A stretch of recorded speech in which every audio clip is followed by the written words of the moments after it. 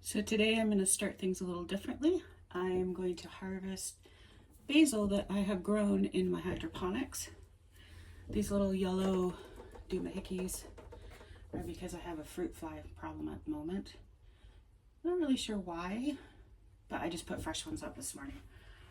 All right, so when you're harvesting basil, you want to go down and find a spot where the leaves meet. Cut off a chunk, and then it'll branch out where you snipped it and make these very bushy plants. So these ones are salad basil, and then this is just like a regular Italian basil, and they've gotten extraordinarily tall. It's time to make more pesto. You can see my lights are almost maxed out at their height because you don't want them to be less, like this is way too close. They should be at least 2 inches away from the light. Otherwise it can burn the leaves. So that's another good reason to harvest regularly. But I've been too busy lately, so it is what it is.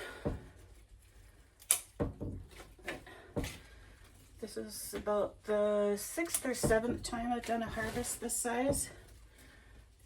And the pesto is just phenomenal. I use it in lots of different recipes.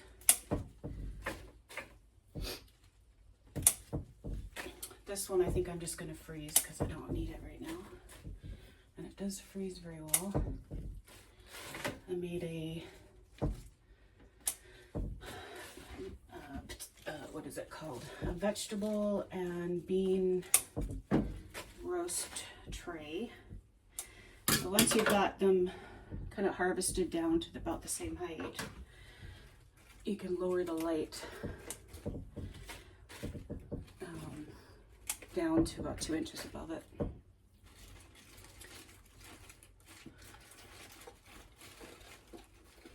I find the salad basil does not grow as tall. That's fine. It's really nice basil. All right, so I'm gonna lower the lights. There's just a button behind. So that's about where you want it to be. There. And about there. Maybe a little bit higher for that one. The notches seem to be a little bit further apart on that one. And there we go. That's all the basil that I harvested in my salad spinner.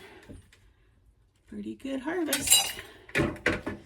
So this is how our deck is looking at the end of summer. We've got our herb planter. I just have dill and cilantro in there right now, and a bunch of it's gone to seed. I'm gonna try and harvest the seeds. That's a little birdhouse Brent found at Gyro.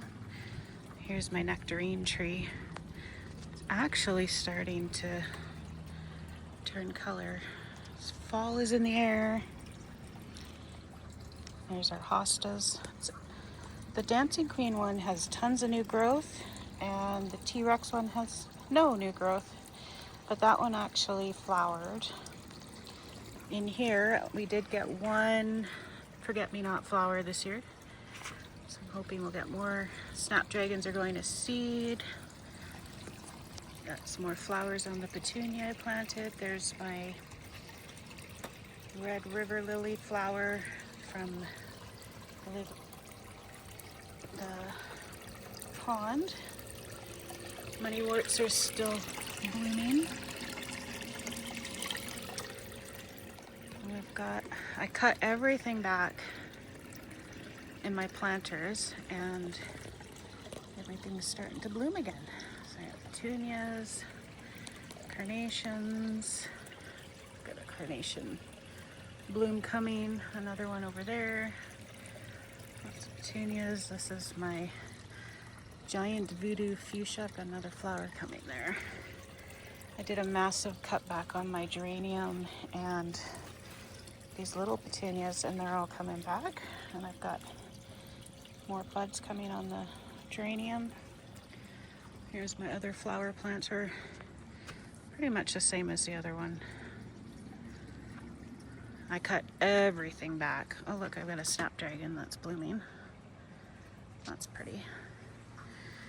And yeah, I've got a different variety of fuchsia. You can see I'm getting some more flowers on there. And then this is my grow station. I emptied out some grow bags that had tomatoes and sweet peas in them, and I'm letting them dry out. I always wash my trays really well.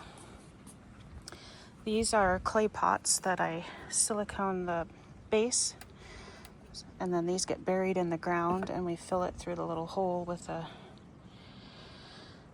watering can, and that helps keep moisture in our garden without having an irrigation system. Well, that basically is our irrigation system. This is my little grow light. So these are some plantings that I'm going to be putting out in the garden this fall. So I've got sparkle white Gara. Only one of my blue panther nepidas came up. This is a echinacea, different kind of echinacea. I've got 3 of those. Trying a goji berry plant, but I probably will bring that in over the winter. And then I've got some more hollyhocks, and unfortunately the eucalyptus didn't germinate. So I leave that covered to keep the humidity and a little bit more warmth in there. Coming down here, I'm gonna have to grab my spidey wand because it's spider season and there's webs literally everywhere. This is how my clover lawn is looking. We're going to be reseeding this corner over here because it's mostly grass and it's a bit lower than the rest. This is the frame for Brent's hammock. And then we've got a couple bare spots over there that need to be reseeded. That'll be another project. Coming down the path, swirling the spider webs away. I don't really, look, there's another spider. You can see all the webs we've caught on there. All right, I don't always show this part, but this is a arbutus tree that we planted a few years ago, and it is doing absolutely fantastic. Absolutely no disease on it at all. I've got a little Saskatoon berry down there. It's getting bigger. We're gonna have to do some cutback on these blackberries so it doesn't take over our woodshed. As you can see, it's already meeting the woodshed there. And then over here, they climb all the way up that tree. So we're gonna have to do a bit of maintenance on that this fall. There's my old cast iron stove that I planted a red hot poker in as a joke. It did flower once this year, but I don't know. I don't think it gets enough water. So this area in here, let me go inside and I'll show you. Put down my spidey wand. Here's another, sorry I'm kite scattered today. This is another arbutus that we planted. It's not quite as big as the other one. Brent has this interesting stick system to keep the deer from munching on it.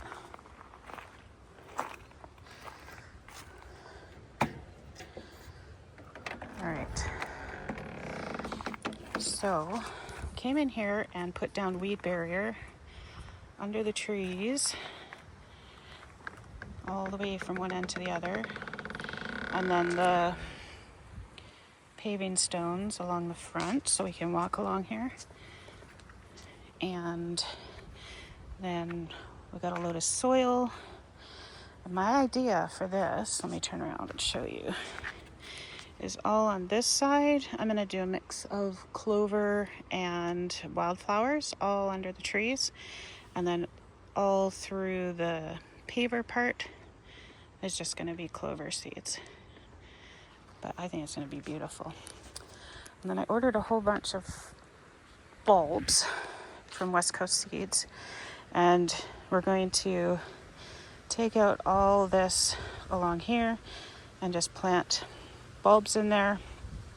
And then we actually do have plants in here. There's an azalea, some snapdragons, there's a salvia in here that's looking pretty sad.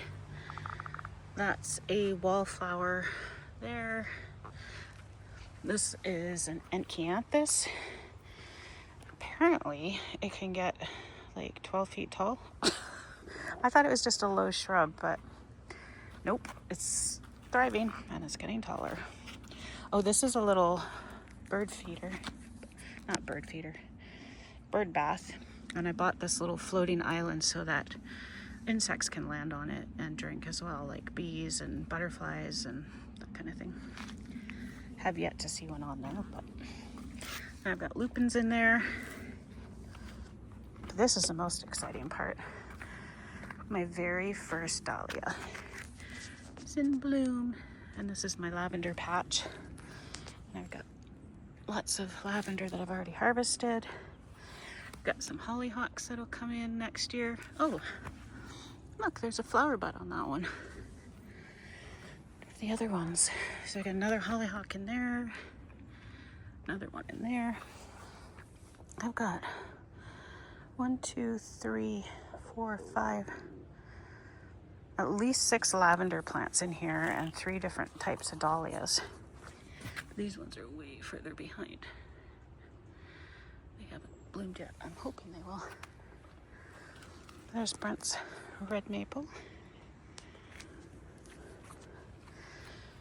All right, so coming out of the arboretum, I'm just going to lock it so I don't forget. And that big tarp over there is a load of soil we had delivered. And then we've got foxgloves that I planted from seed that should flower next year. Got my Russian sage, my windmill palm, and then I've got a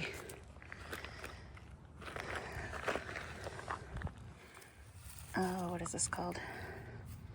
Juniper? I believe it's a juniper. It has some fresh growth on it. I had a tag in here somewhere. Where'd the tag go?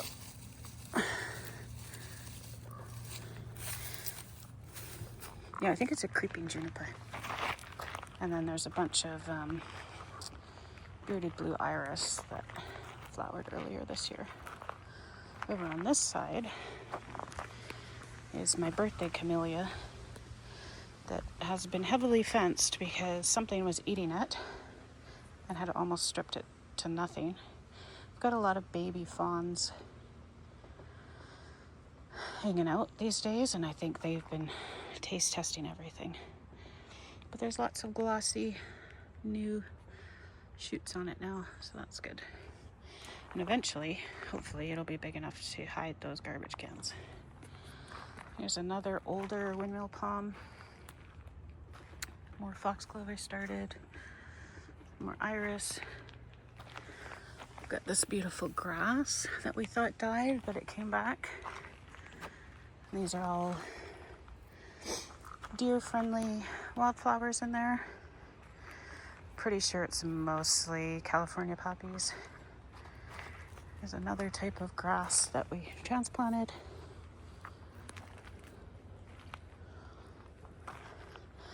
Look at this rosemary. Isn't that beautiful? It was covered in flowers in the spring. All right, so going up the herb border. Got more foxglove in there. There was oregano, mint, sage, thyme. I don't know where they are. I've lost track of them. Oh, there's the sage. It's gone to seed, so I'm kind of hoping it'll, if I do that, it'll spread. More foxglove, more iris. There's ajuga, daisies, ferns, mint. Such a beautiful spot. All right, let's go in the garden door. So you'll notice the first thing we did is we put a weed barrier down, and we've remapped our path. And we've got our arch for the roses to grow up and over. And we've got a plum tree, a espalier on the other side. But the roses are looking fantastic. Look at that. Loads of new growth, lots of buds on them. Look at that. That's the Joseph's coat. And this is the high wire flying rose. It has like really vibrant pink roses on it. Let's see if there's any buds on it. I don't see any flower buds, but we did transplant it this year, so it's just putting on lots of new growth. The leaves look fantastic. Over here, this is kind of what we're doing for all the beds. Just pulling out all the weeds, putting in fresh soil. We've got these climbing clematis.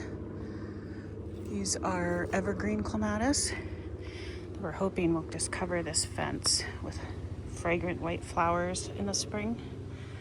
And here's a picture of what the flowers will look like. So we got 3 of those in there. There's a feverfew, and what was this called again? I don't know. Menopause brain. Here's some of the clay pots that we've buried. So this is our hybrid musk rose. Not looking the best right now. Thought it would be flowering again, but no such luck. This was the rose that we transplanted. It's a tall red rose, long stem that we thought died, but you can see there's new growth on there. And the rose, massive rosemary. There's our little strawberry patch. Strawberry! Look at that. So these ones were from some plants I bought at the nursery. And these are ones that I planted from seed and had in hydroponics. And the strawberries on the hydroponic one are so small. Look at that. There's a little tiny one. There's another one. But look at the difference in size between, it's different variety, I'm sure. Some zinnias. My wisteria is taking off. I love how it like climbs around the branches, and I can't wait for it to bloom next year. I've got a bunch of different ground cover thyme in here and a ton of weeds that need to come out. Brent put a foxglove in there that I don't want in there. Another big weed. More wisteria. Something was chomping on the top of it. But then the apple tree is also being chomped on, so my guess is a very tall deer standing on its haunches. Coming in here, we have penstemon, hydrangea, more clematis. This is like tiny little fuchsia bush. These are hardy geraniums. This is my agapanthus, I think. So what it's called, lily of the Nile. Has tall blue flowers. This is a helianthus sunflower. My rather sad rhododendron. My butterfly bush that needs to be deadheaded. There's our bamboo hedge. It's a clumping variety. And we planted a bunch of bulbs in here that should come up in the spring, and there's a bleeding heart in there somewhere. We bought a little mason bee house that doesn't have any bees yet. This is all wildflowers and herbs. We've got parsley and nasturtium, different bulbs, alliums. When we come in here, that's our Italian cypress hedge that we're hoping will do well. And this is lungwort, Brunera. I've got a couple different, this is a sweet woodruff ground cover. There's another kind of ground cover in here somewhere, but I've lost it. And then we've got some hellebores in here. 1, 2, 3, 4 plants, I think. There's our new pathway, and that's going to get soil and clover seeds planted on it. So it'll be a nice green path going around. And that's pretty much it for our garden this year. Coming to the end of summer, going into fall. Trees haven't quite started turning, but you can see the ones across the street have a bit of brown on them. All right, so I thought I would end my video by showing you how I make my pesto. This is a vegan recipe, so I've washed all of my basil, putting it in my food processor. I also removed any stems off of the basil before washing it. I just stuff her all in there. I'm going to add some pine nuts.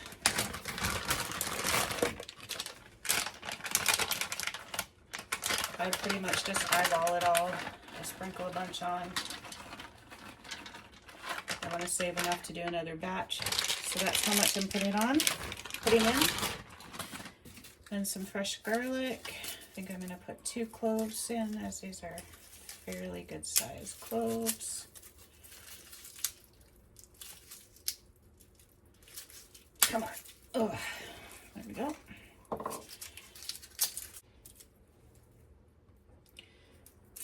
Does anybody else hate peeling garlic? Because I sure do.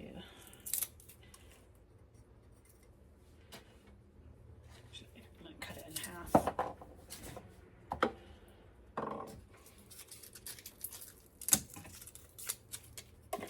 This pesto is really good on pastas.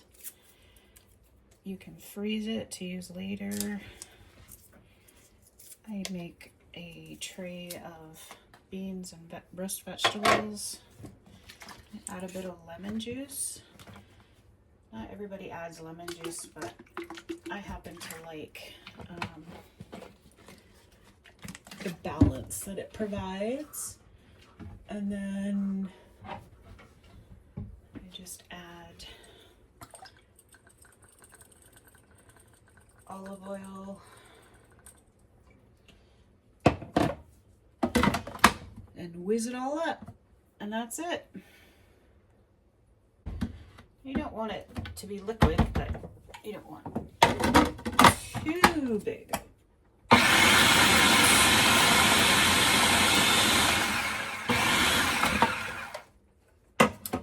And there you have it. Pesto. And now I've made myself a open-faced sandwich with pesto, melted cheese, and fresh tomato. Yum, yum.